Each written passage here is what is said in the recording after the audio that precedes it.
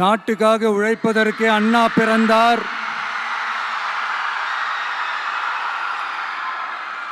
பொது நலத்தில் தானே நாள் முழுக்க கண்ணா இருந்தார் அப்படின்ட்டு எம்ஜிஆர் அவர்கள் ஒரு பாட்டு ஒன்று பாடியிருக்கிறாங்க, கேட்டிருப்பீங்க. அப்படிப்பட்ட நம்ம காஞ்சி தலைவர் அறிஞர் அண்ணா அவர்கள் பிறந்த மாவட்டம் தான் இந்த காஞ்சிபுரம் மாவட்டம்.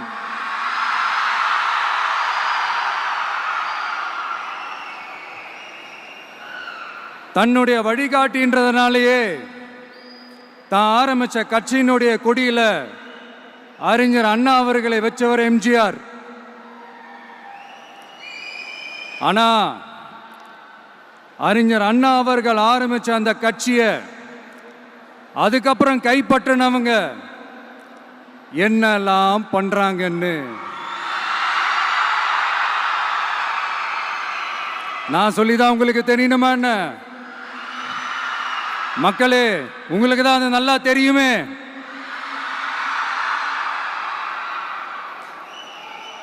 தனிப்பட்ட முறையில் எங்களுக்கும் அவங்களுக்கும் எந்த பிரச்சனையும் கிடையாதுங்க. எந்த வாய்க்கா வரப்பு தகராறுலாம் எதுவுமே கிடையாதுங்க.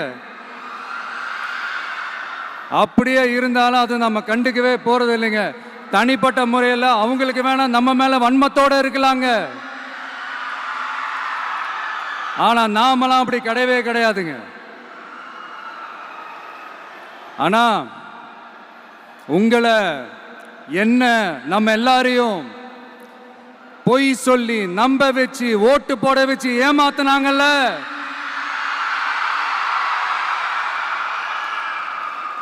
அப்படி ஏமாத்தி ஆட்சிக்கு வந்து நல்லது செய்யற மாதிரி நடிக்கிறாங்கல்ல, நாடகம் ஆடுறாங்கல்ல, அவங்கள எப்படி நம்ம கேள்வி கேட்காம இருக்க முடியும்? அதனால அவங்கள நம்ம கேள்வி கேட்காம விட போறதே இல்லை.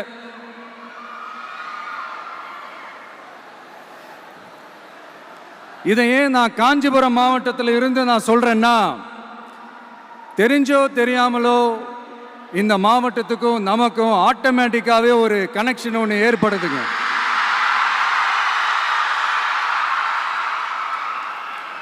ஏன்னா நம்மளுடைய முதல் கள பயணத்தை தொடங்கினதே பரந்தூர்ல இருந்து தான்.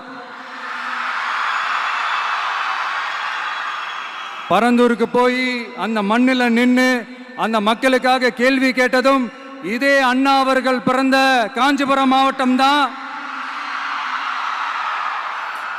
இன்னைக்கு ஒரு பெரிய மனவேதனைக்கு அப்புறம் இந்த மக்கள் சந்திப்பு நிகழ்ச்சிக்கு வந்திருக்கிறதும் அதே அண்ணா அவர்கள் பிறந்த காஞ்சிபுரம் மாவட்டம் தான்.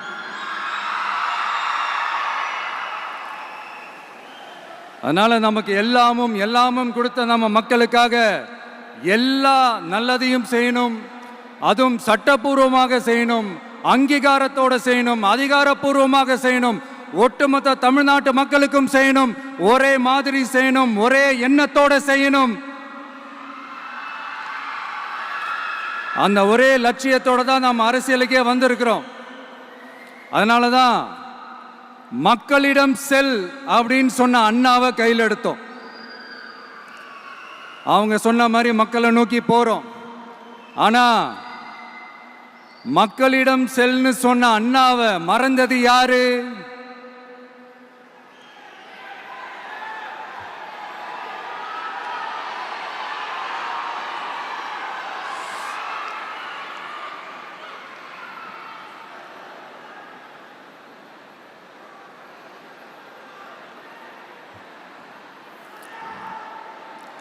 கொள்கையா? அதனப்பா கிலோ என்ன விலை என்னன்னு கேட்கிற அளவுக்கு அப்படி ஒரு கட்சியை ஒன்று நடத்திக்கிட்டு அந்த கட்சியினுடைய தலைவர் தமிழ்நாட்டு முதல்வர் சொல்றாரு, நமக்கு கொள்கை இல்லையா? எப்படி? நமக்கு கொள்கை இல்லையா? பிறப்புக்கும் எல்லா உயிருக்கும்னு ஒரு அடிப்படை கோட்பாட்டை நம்ம கட்சியினுடைய ஒரு முக்கிய கோட்பாட்டை அறிவிச்ச நமக்கு கொள்கை இல்லையா? எல்லாருக்கும் எல்லாமும் கிடைக்கணும், சமூக நீதி கிடைக்கணும். அந்த சமூக நீதி உண்மையான சமூக நீதியா இருக்கணும். சாதி வாரி கணக்கெடுப்பு நடத்தணும்னு ரொம்ப ஸ்ட்ராங்கா சொன்ன நமக்கு கொள்கை இல்லையா? CAA அறிவிச்சதுக்கு அப்புறம் அப்ப நம்ம கட்சி ஆரம்பிக்கிறதுக்கு முன்னாடியே எதிர்த்த நமக்கு கொள்கை இல்லையா? வகுப்பு சட்டத்தை எதிர்த்து உச்ச நீதிமன்றத்துக்கு முதல்ல போன நமக்கு கொள்கை இல்லையா? நீட்ட வந்தா ஒழிச்சிருவேன், நீட்ட வந்தா அழிச்சிருவேன், ஆட்சிக்கு வந்தவனே ரத்து செய்யறது நீட்ட தான், அப்படி இப்படின்னு கதையெல்லாம் விடாம கல்விய மாநில பட்டியலில் சேர்க்கணும்னு சொன்னதோட மட்டும் இல்லாம அதுக்கு ஒரு இடைக்கால தீர்வை சொன்ன நமக்கு கொள்கை இல்லையா? சமத்துவம் சம வாய்ப்புன்னு ரொம்ப ஸ்ட்ராங்கா சொன்ன நமக்கு கொள்கை இல்லையா? இப்படி கொள்கையை வெறும் பேச்சில மட்டுமே பேசிக்கிட்டு எல்லா கொள்கையும் அண்டர் கிரவுண்ட்ல அடக்கி வச்சுக்கிட்டு என்னமோ இவங்களுக்கு மட்டும்தான் எல்லா கொள்கையும் குத்தகைக்கு எடுத்த மாதிரி. இவங்க கொள்கையே கொள்ளை தானே. எப்படி? இவங்க கொள்கையே கொள்ளை தானே. இதெல்லாம் மக்களுக்கு யாருக்கும் தெரியாதுன்னு நினைச்சிட்டு இருக்கீங்களா?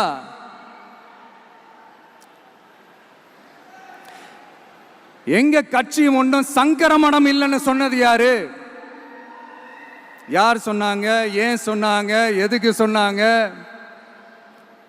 இப்போ உங்க கட்சியில என்ன நடந்துகிட்டு இருக்குது அதையும் கொஞ்சம் யோசிச்சு பாருங்க, இதையும் கொஞ்சம் யோசிச்சு பாருங்க. அதனால பாப்பா, பவள விழா பாப்பா, நீ பாசாங்கு காட்டாத பாப்பா. நீ நல்லவர்கள் போல் நடிப்பதை பார்த்து நாடே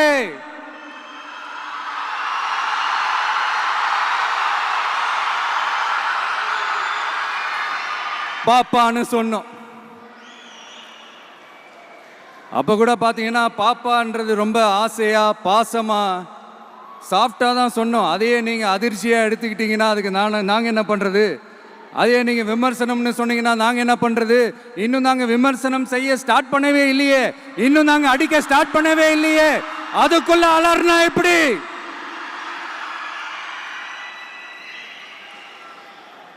அதனால உங்க அரசவை புலவர்கள் யாராவது இருந்தாங்கன்னா கர்ச்சீஃப் எடுத்து அவங்க கண்ணீரை துடைத்து விடுங்கள். சரி, அது அவங்க பிரச்சனை, அவங்க பார்த்துக்கிட்டோம். நமக்கு எப்பவுமே மக்கள் தாங்க, மக்களுடைய பிரச்சனை பத்தி பேசுறது தான். இன்னைக்கு நம்ம காஞ்சிபுரம் மாவட்டத்துக்கு வந்திருக்கிறோம். இங்க மக்கள் ஃபேஸ் பண்ற அந்த பிரச்சனையை பத்தி நம்ம பேசி ஆகணும்.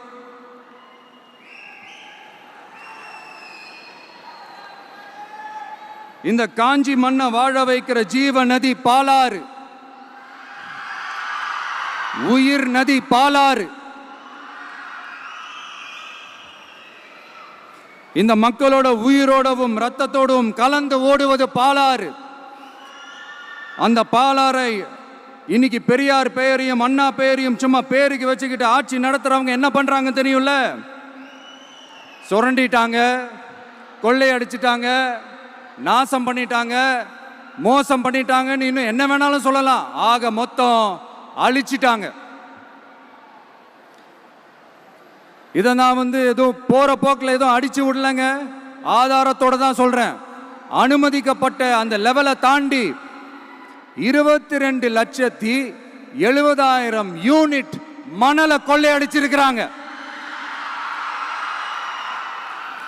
ஆக மொத்தம் இதுல அவங்க அடிச்ச கொள்ளை எவ்வளவு தெரியுமா? ரொம்பலாம் இல்ல, கம்மி தான். 4,730 கோடி. கம்மி தான் இல்ல?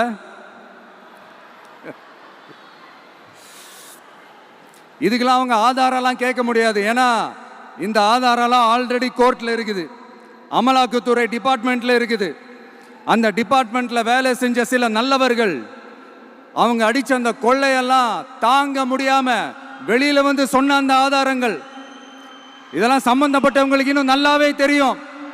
அதனால இது சம்பந்தமா ஆதாரங்களை கொடுலாம் அவங்க கேட்க முடியாது.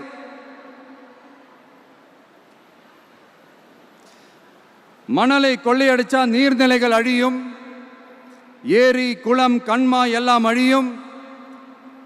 இதெல்லாம் அழிஞ்சா விவசாயம் அழியும். விவசாயம் அழிஞ்சு போனா விவசாயிகள் அழிஞ்சிருவாங்க. ஆக மொத்தம் நாம் எல்லாரும் மொத்தமா அழிஞ்சு போக வேண்டியதுதான். இப்படி மேலிருந்து கீழே வரைக்கும் ஒரு கட்சியை சிண்டிகேட் போட்டு கொள்ளையடிக்கிறத கேள்விப்பட்டிருக்கிறீங்களா மக்களே? இதே காஞ்சிபுரத்தோட உலக பெருமை நம்ம பட்டும் கைத்தறி துணியும் அதை தயாரிச்சு கொடுக்கிற கைத்தறி நெசவாளர்களும் தான். காஞ்சிபுரம் பட்டுன்னு சொன்னா உலகத்துக்கே தெரியும். ஆனா அதை தயாரிச்சு கொடுக்கிற நெசவாளர்கள் நிலை என்ன தெரியுமா? வறுமை, துன்பம், கந்துவட்டி கொடுமை. பட்டு கைத்தறிக்கு கூட்டுறவு சங்கங்கள் இருக்கு, பருத்தி கைத்தறிக்கும் கூட்டுறவு சங்கங்கள் இருக்கு. சுமார் 40,000 பேர் அதில் உறுப்பினர்களா இருக்கிறாங்க. அது போக சாய தொழில், தறிப்பட்டறை தொழில் இதை நம்பி 40,000 குடும்பங்கள் இருக்கு. ஆனா அவங்களோட ஒரு நாள் கூலி எவ்வளவு தெரியுமா? வெறும் 500 ரூபா தான். அதை கொஞ்சம் அதிகப்படுத்தி கொடுங்கன்னு போராடி போராடி பார்த்து ஒன்றும் நடக்கல. இதோட அவங்க கஷ்டம் முடிஞ்சுதா? வடகிழக்கு பருவமழை அந்த 500 ரூபா கூலிக்கும் வேட்டு வச்சிடுச்சு. எப்படி விவசாயிகள் டெல்டா மாவட்டங்களில் மழையால் பாதிக்கப்பட்டாங்களோ அவங்கள கண்டுக்காம எப்படி இந்த அரசாங்கம் கைவிட்டுடுச்சோ அதே மாதிரி தான் நம்ம கைத்தறி நெசவாளர்களும் மழையால் பாதிக்கப்பட்டிருக்கிறாங்க. அடுத்து இந்த காஞ்சிபுரம் மாவட்டத்தோட பஸ் ஸ்டாண்டு 60 வருஷத்துக்கு முன்னாடி கட்டினதான். அண்ணா அவர்கள் ஆட்சிக்கு வந்தப்போ கட்டியிருப்பாங்க போல. அது இன்னும் புதுப்பிக்க கூட முடியாம கேட்டா என்ன சொல்லுவாங்க? அந்த லேண்டு வந்து கேஸில் இருக்குது. இல்லை, நான் கேட்குறேன், ஒரு கவர்மெண்ட்னால வேற ஒரு நல்ல இடத்தை தேர்வு செஞ்சு ஒரு பஸ் ஸ்டாண்ட் கட்டித்தர முடியாதா?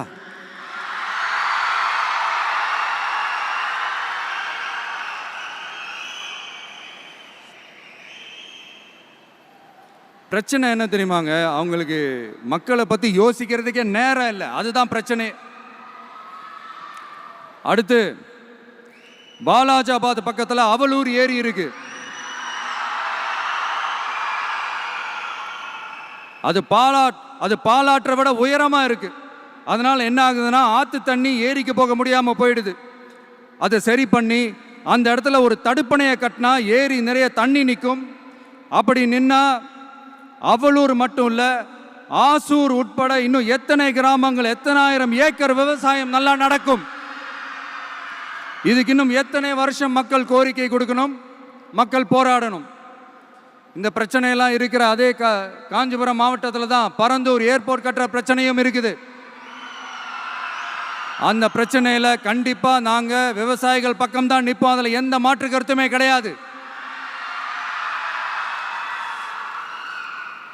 இந்த கவர்மெண்ட் பரந்தூர் விவகாரத்தில் எங்களுக்கோ இல்லை விவசாயிகளுக்கோ எந்த விதமான காரணங்கள் சொல்லி எஸ்கேப் ஆகவே முடியாது.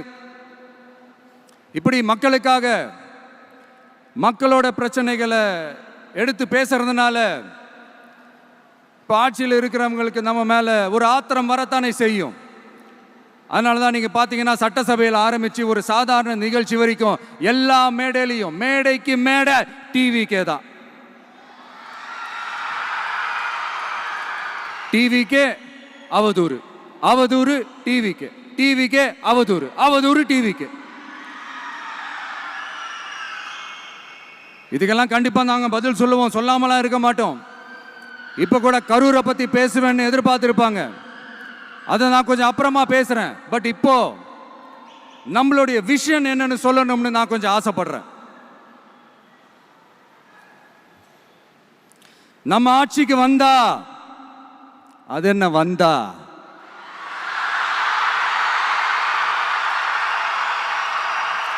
வருவோம். மக்கள் கண்டிப்பா நம்மளை வர வைப்பாங்க. மக்களுக்கான ஆட்சியை மக்களே விரும்பி வர வைக்கத்தானே செய்வாங்க. அப்படி மக்களால் அமைக்கப்பட போற நம் ஆட்சியில நம்ம என்ன செய்ய போகிறோன்றது அதுக்கான அந்த தேர்தல் அறிக்கையில் அதுக்கான விளக்கத்தை டெஃபினட்டாக கொடுப்போம். பட் அதுக்கு முன்னாடி ஒரு சின்னதாக லைட்டாக நான் கொஞ்சம் அதை சொல்லணும்னு ஆசைப்படுறேன்.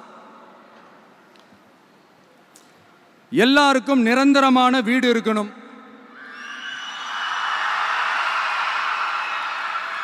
ஒவ்வொரு வீட்டுக்கும் ஒரு மோட்டார் சைக்கிள் வாகனம் உறுதியா இருக்கணும். காரும் தான் லட்சியம். அதுக்கான வசதி வாய்ப்பை உருவாக்குற அளவுக்கு பொருளாதார வளர்ச்சிக்கு வழியை உண்டாக்கணும். ஒவ்வொரு வீட்டில் இருக்கிற ஒவ்வொருத்தரும் மினிமம் டிகிரி படிச்சிருக்கணும்.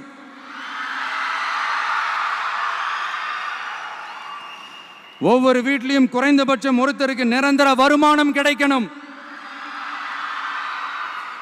அதுக்கான வேலை வாய்ப்பை உருவாக்கணும்.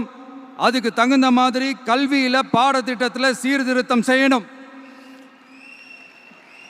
கவர்மெண்ட் ஹாஸ்பிட்டல்ஸுக்கு மக்கள் எல்லாரும் பயம் இல்லாம நம்பி போற மாதிரி மாத்தணும். பருவமழை காலத்தில் ஏற்படுற வெள்ளத்தால ஊரும் சரி மக்களும் சரி விவசாயமும் சரி பாதிக்கப்படாமல் இருக்கணும். அதுக்கு 4000 கோடி திட்டம்னு ஒரு உருட்டுனாங்களே, அந்த மாதிரிலாம் எதுவும் இல்லாம உண்மையான ஒரு பாதுகாப்பு திட்டத்தை உருவாக்கணும். மீனவர்களோட, தொழிலாளர்களோட, நெசவாளர்களோட, அரசு ஊழியர்கள் மற்றும் ஆசிரியர்களோட கருத்து கேட்டு அவங்களுக்கான பாதுகாப்பு மற்றும் வளர்ச்சி திட்டங்களை உருவாக்கணும். உருவாக்குறது மட்டும் இல்லை, அதை செயல்படுத்தணும். முக்கியமாக இண்டஸ்ட்ரியல் டெவலப்மெண்ட்ஸில் கான்சென்ட்ரேட் பண்ணணும். எல்லாத்தையும் விட ரொம்ப ரொம்ப முக்கியம், சட்டம் ஒழுங்க ரொம்ப ஸ்ட்ரிக்டாக வச்சிருக்கணும். நம்மளுடைய அம்மா, அக்கா, தங்கச்சிகள், அவங்களுடைய பிள்ளைகள், குழந்தைகள் எல்லாருக்கும் பாதுகாப்பை, அதுவும் உண்மையான ஸ்ட்ராங்கான பவர்ஃபுல்லான பாதுகாப்பை உண்டாக்கணும். அண்ணா யூனிவர்சிட்டியில் நடந்த அந்த பெண்ணுக்கு நடந்த அந்த பிரச்சனை மாதிரியோ, இல்ல கோவையில் நடந்த அந்த கல்லூரி பெண்ணுக்கு நடந்த பிரச்சனை மாதிரியோ அதெல்லாம் நடக்க விடவே கூடாது. நம்ம வீட்டு பெண்கள் ஸ்ட்ராங்கா, பயமே இல்லாம தைரியமா இருக்கணும்.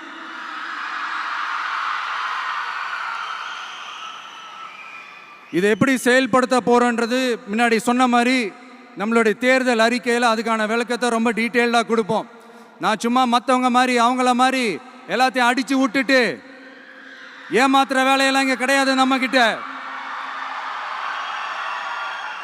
நான் மறுபடியும் சொல்றேன், நம்ம அரசியலுக்கு வந்தது உங்களுக்கு நல்லது நல்லது நல்லது மட்டுமே செய்யறது தான். எங்களுக்கு வேற எந்த அஜெண்டாவும் கிடையாது. அதனால தான் பார்த்தீங்கன்னா கொள்கை எதிரி யாரு, அரசியல் எதிரி யாருன்னு திட்டவட்டமாக சொல்லிட்டு அது வெளியே சொல்லிட்டு களத்துக்கு வந்திருக்கிறோம். அதில் எந்த விதமான குழப்பமோ எந்த விதமான ஊசலாட்டமோ எதுவுமே இருக்க போறதில்ல. இந்த விஜய் சும்மா எதையும் சொல்ல மாட்டான். ஒன்னு சொன்னா அதை செய்யாம விட மாட்டான். அது மக்களுக்கு நல்லாவே தெரியும். அப்புறம் ஒரு அதிசயம் சொல்ல முடியாது, இது ஒரு கண்டுபிடிக்க முடியாத ஒரு உண்மைன்னு சொல்லலாம். அது என்னப்பா, அது தற்குறியா?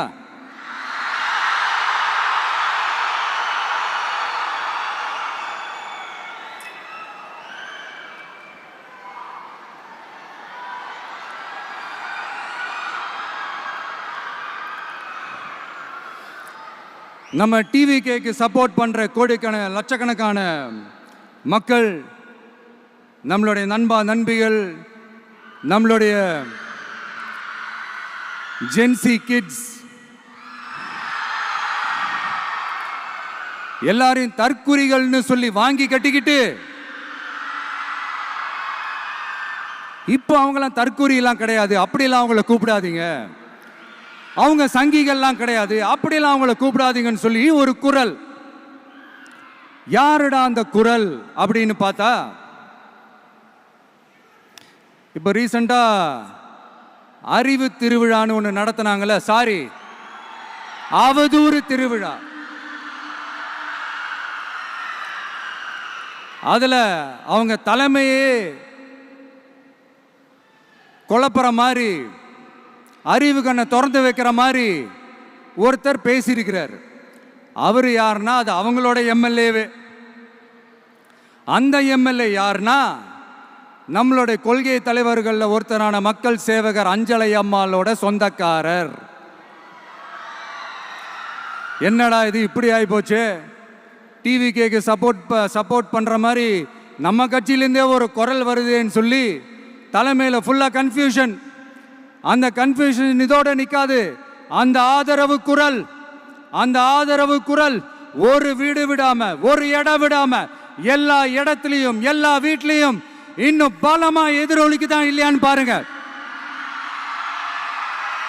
சும்மா பிளாஸ்ட் தான்.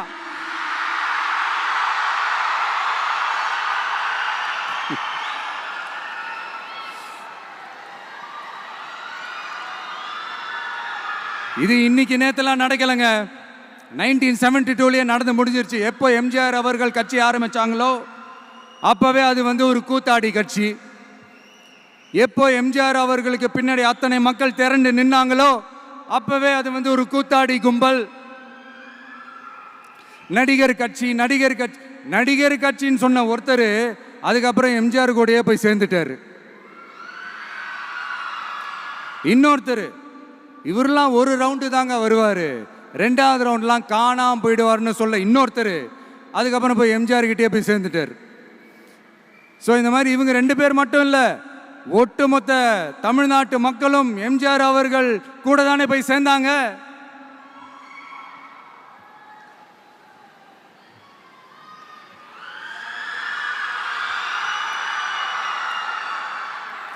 அதனால இது வரலாறு. இந்த வரலாறு நம்மளை விட அவங்களுக்கு இன்னும் நல்லாவே தெரியும். அதனால தான் பார்த்தீங்கன்னா 53 வருஷமா அதே கதறல்கள். கூத்தாடி கூட்டம், நடிகர் கட்சி, நடிகர் கூட்டம், இப்படி.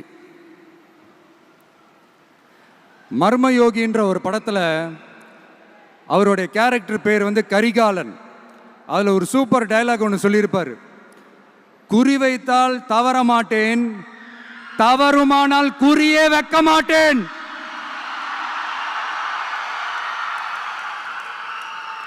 இதெல்லாம் யாருக்கு சொல்றோம், எதுக்கு சொல்றோம்னு புரிய வேண்டியவங்களுக்கு புரிஞ்சா நல்லா இருக்கும்.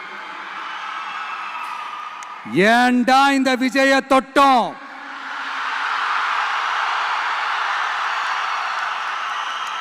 ஏண்டா விஜய் கூட இருக்கிற அந்த மக்களை தொட்டோம்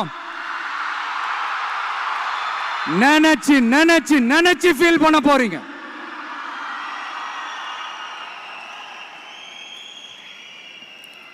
அப்புறம் நமக்கு இந்த அரசியல் புரிதல்லாம் இல்லை, அது இல்லை, இது இல்லை.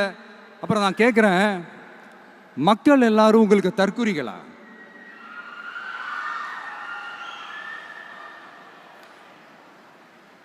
அதே மக்களோட ஓட்டு வாங்க போற நாம தற்குறிகள்னா, அப்ப இவ்வளவு நாள் அதே மக்கள் கிட்ட இருந்தானே நீங்க ஓட்டு வாங்கிட்டு இருந்தீங்க. அப்ப நீங்க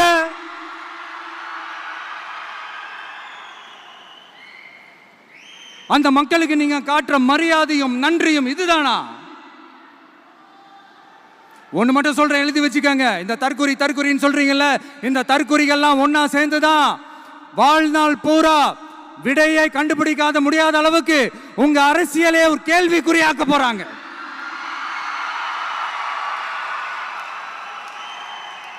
இவங்கெல்லாம் யாரும் இங்க தற்குறிகள்லாம் கிடையாது. இவங்க எல்லாரும் தமிழ்நாட்டு அரசியலோட ஆச்சரியக்குறி.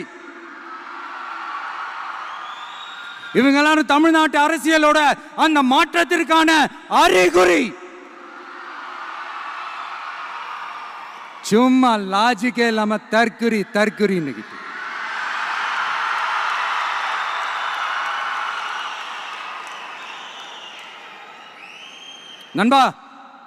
நண்பி,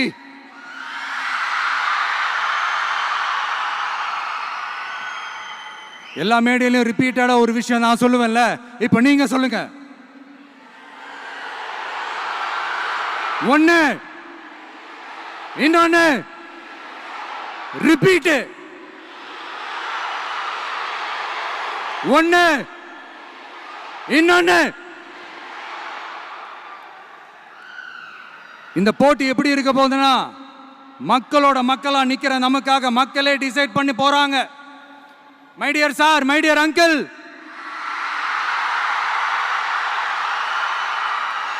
ஆல்ரெடி டிசைட் பண்ணியாச்சு. கான்பிடென்டா இருக்க மக்களே, நல்லதே நடக்கும், வெற்றி நிச்சயம். மீண்டும் சந்திக்கும் வரை நன்றி, வணக்கம்.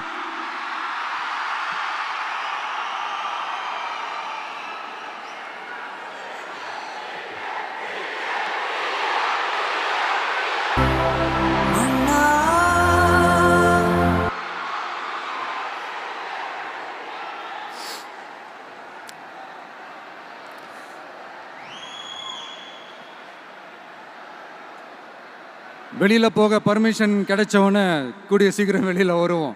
அதனால தான் இப்படி ஒரு ஏற்பாடு. எல்லாரும் இருந்து சாப்பிட்டு போகணும்.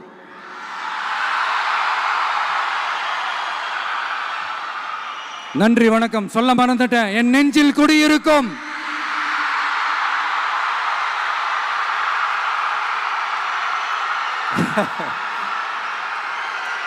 Sorry, slip my mind. Thank you. மீண்டும் சந்திக்கும் வரை நன்றி, வணக்கம்.